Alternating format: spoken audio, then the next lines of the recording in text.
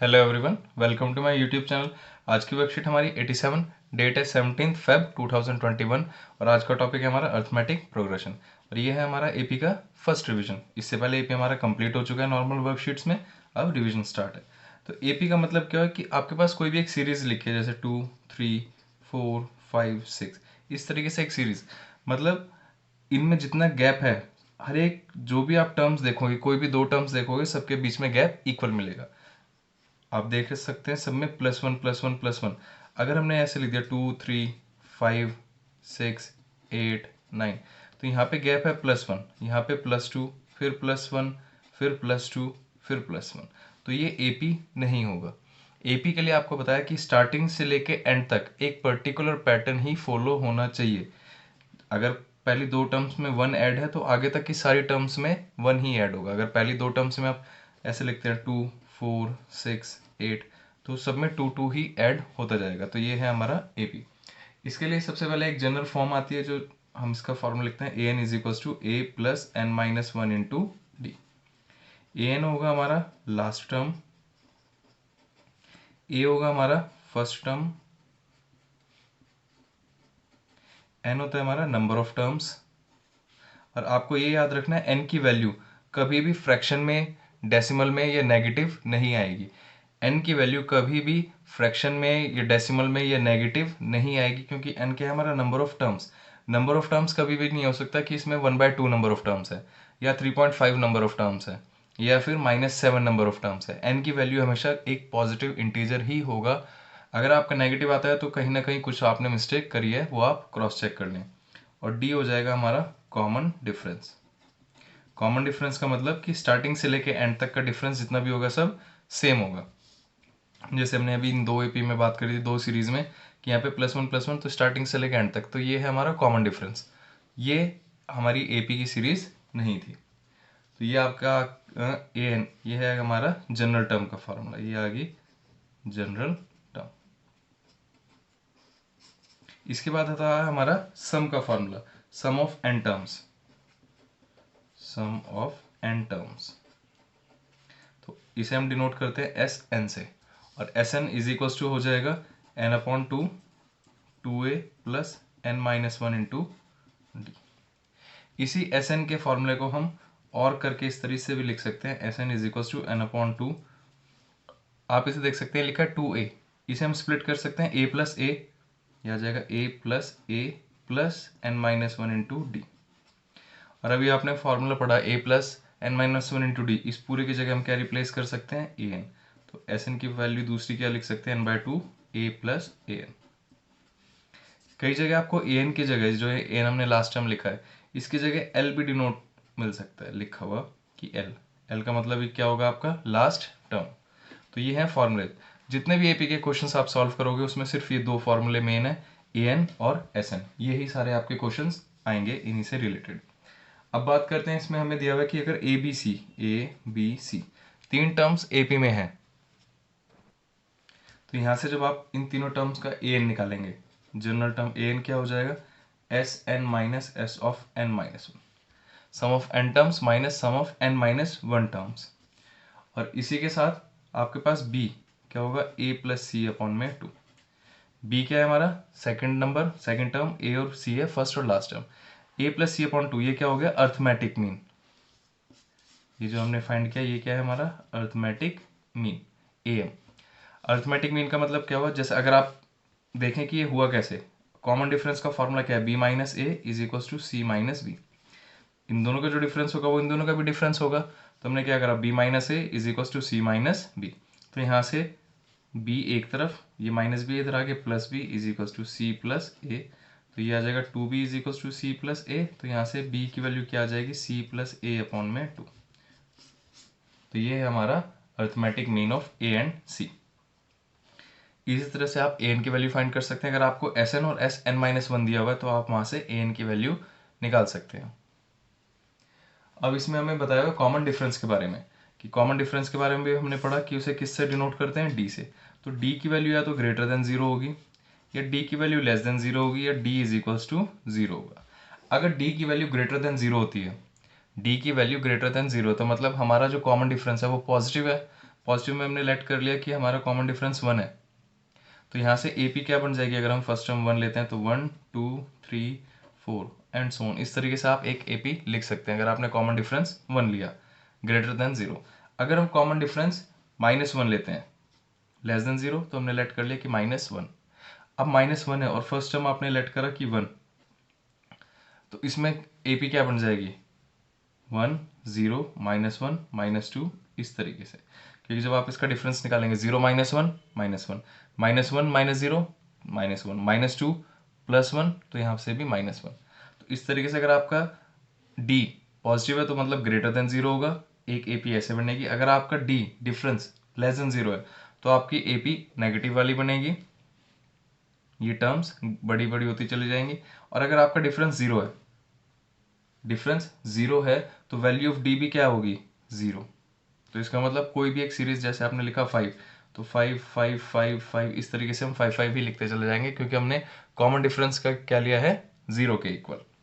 अब इसमें हमें कुछ क्वेश्चंस दिए हुए हैं, वो क्वेश्चंस सॉल्व करते हैं। फर्स्ट क्वेश्चन जो हमारा है उसमें हमें ए की वैल्यू दी हुई है 10 और डिफरेंस दिया हुआ है 10। हमें कहा है फर्स्ट 4 टर्म्स लिखनी है, मतलब A plus D A plus D A plus D करते जाना है। जब भी आप ए पी लिखेंगे तो फर्स्ट टर्म क्या है ए, दूसरी टर्म क्या होगी ए प्लस डी, तीसरी ए प्लस 2d, उसके बाद ए प्लस 3d, इस तरीके से। तो आपको ए फर्स्ट टर्म दी हुई है 10, नेक्स्ट टर्म क्या होगा ए प्लस डी, तो ए प्लस डी कितना 10 + 10 20, फिर आ जाएगा 20 + 10 30 और आ जाएगा 40। तो ये आ गई नेक्स्ट 4 टर्म्स, 40 के बाद 50, इस तरीके से ए पी चलती जाएगी। इसी तरह सेकेंड पार्ट में हमें ए की वैल्यू दी हुई है -2 और डिफरेंस दिया हुआ है 0। अब डिफरेंस 0 है a -2, तो ए पी क्या होगी -2 -2 -2, इस तरीके से ए पी कंटिन्यू हो जाएगी। तीसरे पार्ट में a की वैल्यू हमें मिल दी है 4 और d की वैल्यू हमारे पास -3, तो फर्स्ट टर्म क्या हो जाएगी a आ जाएगी, second term a plus D मतलब 4 + -3, तो कितना आ जाएगा 1। थर्ड टर्म क्या हो जाएगा a + 2d, 2d करेंगे तो कितना आ जाएगा -6, और a में ऐड करा 4 -6, तो कितना आ जाएगा -2। इसी तरह से नेक्स्ट टर्म -2, अब a + 3d, a + 3d, जब इसे 3d करेंगे 3 से मल्टीप्लाई -9 4 -9, तो ये कितना आ जाएगा -5। इस तरीके से ए पी चलती जाएगी। और इससे नेक्स्ट टर्म निकालनी है तो a + 4d, 4 से मल्टीप्लाई करा 4 × 3 12, ये -12 होगा, 4 -12, तो कितना आ जाएगा -8। इस तरीके से ए पी कंटिन्यू। देखते हैं सेकंड क्वेश्चन। क्वेश्चन नंबर 2 में हमें कहा है find the general term of the series 4 7 10 और 13, इस तरीके से एक ए पी दी हुई है। तो यहाँ से आपको देख सकते हैं ए की वैल्यू 4, डिफरेंस कितना है a2 - a1, तो ये कितना आ जाएगा 7 - 4, तो डिफरेंस कितना दिया हुआ है 3। और ए एन हमें फाइंड करना है कि ए एन की वैल्यू क्या होगी।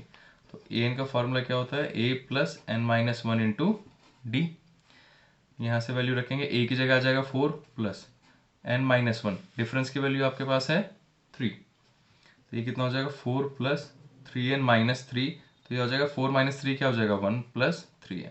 तो हमारी जनरल टर्म क्या होगी 1 + 3n।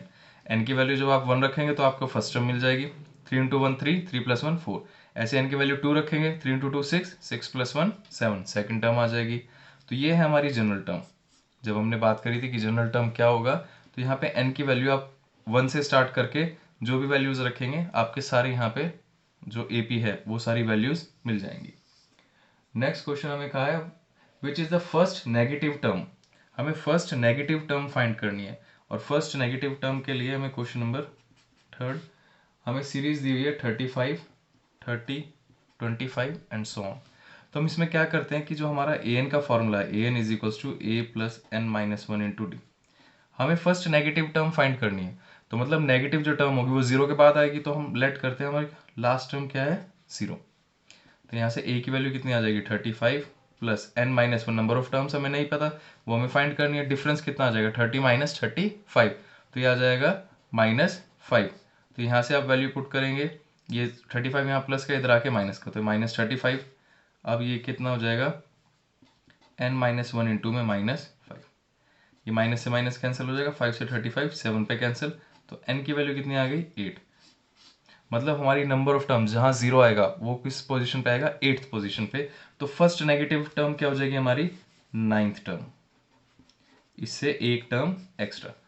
8th पोजीशन पे तो वो जीरो आएगा, और जीरो के नेक्स्ट टर्म होगी हमारी नेगेटिव टर्म, तो 8 के बाद क्या आ जाएगा, हमारी 9th टर्म होगी negative term.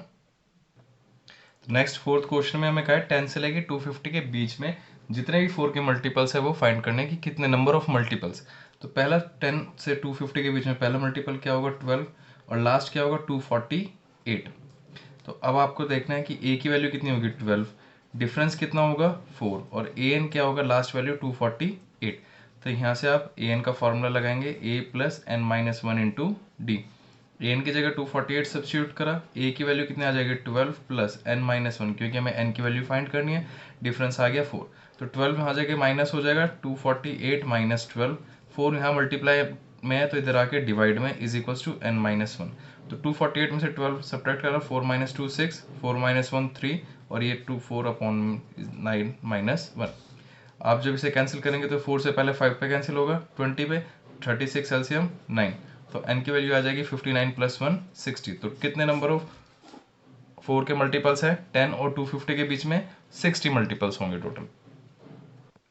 Next question, fifth question में हमें दिया हुआ है कि आपको एपी फाइंड करनी है जिसके एक जनरल टर्म 5n प्लस 4 दी हुई है।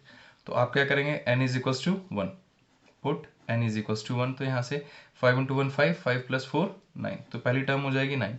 ऐसे ही जब आप n की वैल्यू 2 रखेंगे, 5 इंटू 2 10, 10 प्लस 4 14, फिर n की वैल्यू 3 रखेंगे तो 5 into 3 15, 15 plus 4 19।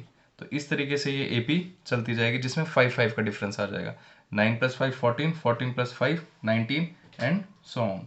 Next question, question number 6 question में हमें दिया है find the sum of first 22 terms of AP in which D is equals to 7 and 22nd term A 22 आपको दिया हुआ है 149। आपको निकालना है find the sum of first 22 terms S N. तो आपको पता है एस एन का फॉर्मूला क्या होगा, यहाँ से फॉर्मूला क्या था, n upon 2 a plus a n, या फिर 2a plus N minus one into d. दूसरा फॉर्मूला आपके पास था n upon 2a plus N minus one into d. तो यहाँ से जब आप फॉर्मूले से देखेंगे, आपको n की वैल्यू पता है क्योंकि 22 टर्म्स के लिए निकालना है, a की वैल्यू नहीं पता, ए एन की वैल्यू मिल पता है। तो यहाँ से अगर आप सब्स्टिट्यूट करेंगे तो ये कितने वेरिएबल्स हैं इसमें, एस एन की वैल्यू 1 2 3 4, 4 वेरिएबल्स में से आपको सिर्फ n की और ए एन की वैल्यू पता है। तो हम इस फॉर्मूले का यूज़ करेंगे, पहले ए एन का यूज़ करके, A N is equals to A plus N minus one into D. इस फॉर्मूले का यूज़ करके हम n की वैल्यू, ए एन की जगह कितना आ जाएगा 149, ए की वैल्यू कितनी है नहीं पता, प्लस n की value, n number of terms कितना है 22, 22 माइनस 1 21 इंटू डिफरेंस की वैल्यू है 7। तो यहाँ से हमें a की वैल्यू मिल जाएगी, ये मल्टीप्लाई करेंगे 7 इंटू 1 7, 7 इंटू 2 14, तो 149 माइनस 141 इज इक्वल्स टू ए। तो यहाँ से आपके पास ए की वैल्यू कितनी आ जाएगी 8। अब आपको एस एन की वैल्यू निकालनी है, अब easily A plus a N की वैल्यू फाइंड कर सकते हैं कि एस 22 क्या होगा आपके पास, एन की वैल्यू आ जाएगी 22 अपॉन में 2, ए की वैल्यू 8 प्लस ए एन कितना दिया हुआ है 149, तो ये 11 पे कैंसिल हो जाएगा, और यहाँ से 11 इंटू 149 प्लस 8, तो ये आ जाएगा 157। तो 11 इंटू 157 की वैल्यू आपको फाइंड करनी है, तो ये आ जाएगा आपके पास 1727, ये आ जाएगा 22 टर्म्स का सम। क्वेश्चन 7 में मैं इस तरीके से एक ए पे दी हुई है 8 21 18 15, हमसे पूछा इसकी कौन सी टर्म माइनस 81 होगी। तो आप क्या करेंगे, ए एन का formula a N is equal to A plus N minus one into D, A N की जगह माइनस 81 सब्स्टिट्यूट कर दिया, ए की वैल्यू 21, हमें एन निकालना है नंबर ऑफ टर्म कौन सी होगी, तो एन की वैल्यू और डी डिफरेंस कितना आ जाएगा -3। यहाँ से जब आप 21 प्लस का इधर आके माइनस का 3 मल्टीप्लाई में इधर आके डिवाइड, तो -81 -21, तो कितना आ जाएगा 112, 8 प्लस 2 10, -102 अपॉन में -3, माइनस से माइनस कैंसिल हो जाएगा is equal to n minus one, तो 3 से कितने पे कैंसिल होगा 3 और 4। तो यहाँ से जब आप सिंप्लीफाई करेंगे n की वैल्यू कितनी आ जाएगी 5, तो मतलब फिफ्थ टर्म ये आ जाएगी हमारी 35, तो मतलब 35th टर्म कौन सी होगी -81। जब ऐसे क्वेश्चन आएंगे तो आपको डायरेक्ट वैल्यू सब्स्टिट्यूट करनी है कि लास्ट टर्म हमने ले ली -81, अब हमें नंबर ऑफ टर्म्स निकालना है कि लास्ट टर्म जब -81 होगी तो कितने टर्म्स टोटल लिखे होंगे। तो कितने लिखे होंगे 35, तो मतलब 35th टर्म पे 35th पोजीशन पे क्या लिखा होगा -81। वीडियो को लाइक करें, शेयर करें और चैनल को सब्सक्राइब करना ना भूलें। रेगुलर अपडेट्स के लिए आप बेल आइकन को भी प्रेस कर लें। Thank you.